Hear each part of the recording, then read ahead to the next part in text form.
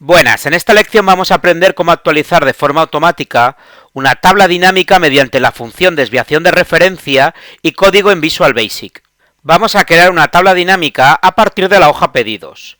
Nos situamos en una celda de nuestra hoja de cálculo y pulsamos en el comando tablas dinámicas de la pestaña insertar.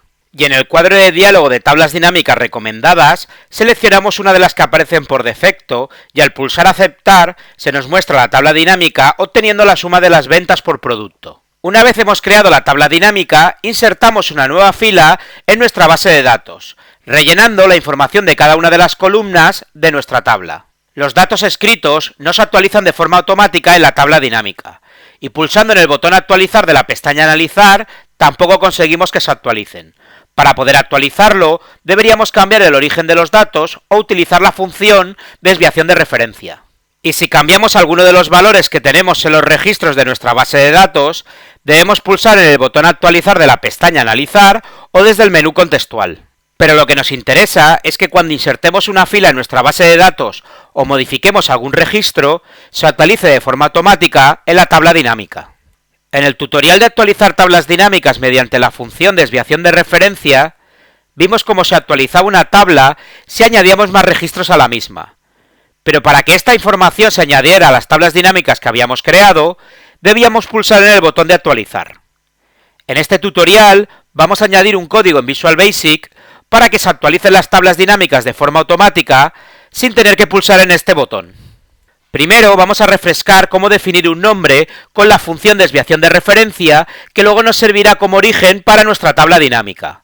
Nos situamos en cualquier celda y nos vamos a la pestaña Fórmulas y en el desplegable de funciones de búsqueda pulsamos en la función. Nos aparece el cuadro de diálogo para insertar los argumentos de la misma. En el campo Referencia seleccionamos la celda inicial de nuestro rango, en nuestro caso la celda A1, y la dejamos fija pulsando en la tecla F4 utilizando referencias absolutas. Para las filas y las columnas escribimos un 0, ya que utilizaremos el ancho y el alto para saber cuántas celdas voy a tener en la base de datos. Ahora rellenamos el ancho porque a simple vista podemos conocer el número de columnas de que consta mi tabla, que en nuestro caso son 6. En cambio, para el alto, que es el número de filas, no lo sabemos porque pueden ir variando según los datos que vayamos a insertar posteriormente. Para saber cuántas filas tenemos, utilizamos la función contará. Para anidar una función a la que estamos generando, pulsamos en la flecha que encontramos en el cuadro de nombres. Se nos muestra un desplegable y pulsamos en la función. Si no se muestra, pulsamos en el botón Más funciones y buscamos la función dentro de la categoría Estadísticas. En el argumento de la función contará, seleccionamos la primera columna, por lo que pulsamos en la columna A y de esta manera seleccionamos toda la columna, y la dejamos fija pulsando en la tecla F4. Utilizando referencias absolutas, vemos que nos aparecen 31 registros, que son los valores que tenemos escritos en esta columna. Una vez generada la función, nos vamos a la barra de fórmulas y la copiamos con el menú contextual, para definirla posteriormente con un nombre. Para definir un nombre, pulsamos en el comando administrador de nombres que encontramos en la pestaña Fórmulas, y en el cuadro de diálogo que nos aparece, pulsamos en el botón Nuevo. En el cuadro se refiere a, copiamos la fórmula que hemos generado con el botón derecho del ratón mediante el menú contextual, y en el cuadro Nombre escribimos el texto base para definir con ese nombre la función que hemos copiado. Una vez tenemos creado el nombre que posteriormente utilizaremos en la creación de tablas dinámicas, vamos a guardar el libro como libro de Excel con macros, ya que si no guardamos el archivo con esta extensión, el código en Visual Basic que crearemos sobre el documento no funcionará de forma correcta. Pulsamos en el botón Guardar como, que encontramos al pulsar en la pestaña de archivo. Al pulsar sobre este comando, seleccionamos la ubicación donde vamos a guardar nuestro libro. Escribimos un nombre para el archivo y en el desplegable tipo elegimos la opción Libro de Excel habilitado para macros y pulsamos en el botón de guardar. Una vez guardado el documento, vamos a generar dos tablas dinámicas donde insertaremos el código en Visual Basic. Nos situamos en una celda de nuestra hoja de cálculo y pulsamos en el comando tabla dinámica de la pestaña Insertar. Y en el origen de los datos, pulsamos en la tecla F3 o escribimos el nombre que hemos definido anteriormente. Y al pulsar Aceptar, se genera una nueva hoja donde definiremos nuestra tabla dinámica. En esta primera tabla queremos obtener la suma de la cantidad vendida que tenemos por producto. Movemos el campo producto a la ubicación de las filas y el campo cantidades a la de valores, y se muestra una tabla resumiendo la información que teníamos en nuestra base de datos. Nos situamos de nuevo en la hoja de pedidos y pulsamos en el comando tabla dinámica, y en el origen de los datos escribimos el nombre base. En esta segunda tabla queremos obtener la suma de las ventas realizadas por vendedor. Movemos el campo vendedor a la ubicación de las filas y el campo ventas a valores, y se muestra una tabla resumiendo la información que teníamos en nuestra base de datos. Ahora vamos a cambiar el nombre de las hojas para encontrarlas más rápidamente en el editor de Visual Basic. Hacemos doble clic sobre la hoja y escribimos como nombre cantidad por producto, y la siguiente hoja como suma por vendedor. Antes de empezar a crear el código que vamos a insertar en cada hoja, tenemos que conocer el nombre que tiene cada tabla dinámica, ya que deberemos utilizarlo en el código que escribamos posteriormente. Para conocer el nombre que tienen las tablas dinámicas que hemos definido, nos situamos en la tabla y pulsamos en el botón Tabla dinámica de la pestaña Analizar, y se muestra el nombre definido para esa tabla. En nuestro caso, le cambiamos el nombre por prueba.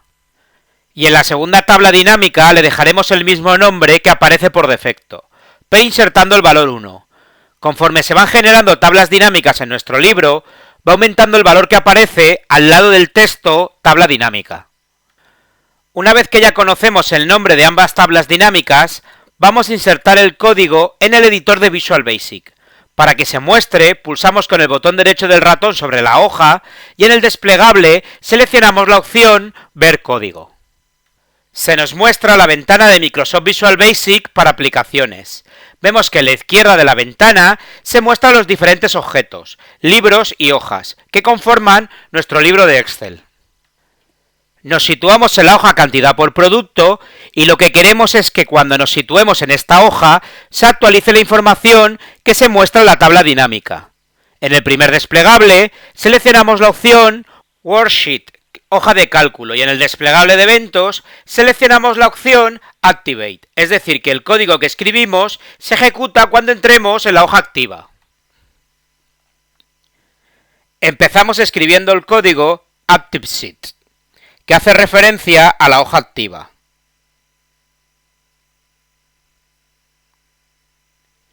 Escribimos un punto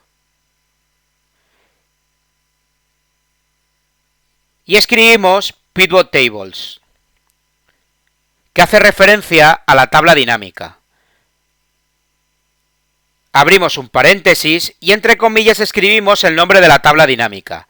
En el primer ejemplo, el nombre era prueba, por lo que escribimos prueba entre comillas. Cerramos el paréntesis y escribimos un punto. Y por último escribimos el código pivotcache.refresh para que se actualice de forma automática. Una vez hemos generado el código, lo guardamos en nuestra hoja de cálculo pulsando en el icono de guardar de la barra de herramientas del editor de Visual Basic. Cerramos la ventana del editor y vamos a comprobar lo que acabamos de hacer. Nos vamos a la tabla de pedidos e insertamos una nueva fila en nuestra base de datos, rellenando la información de cada una de las columnas de nuestra tabla.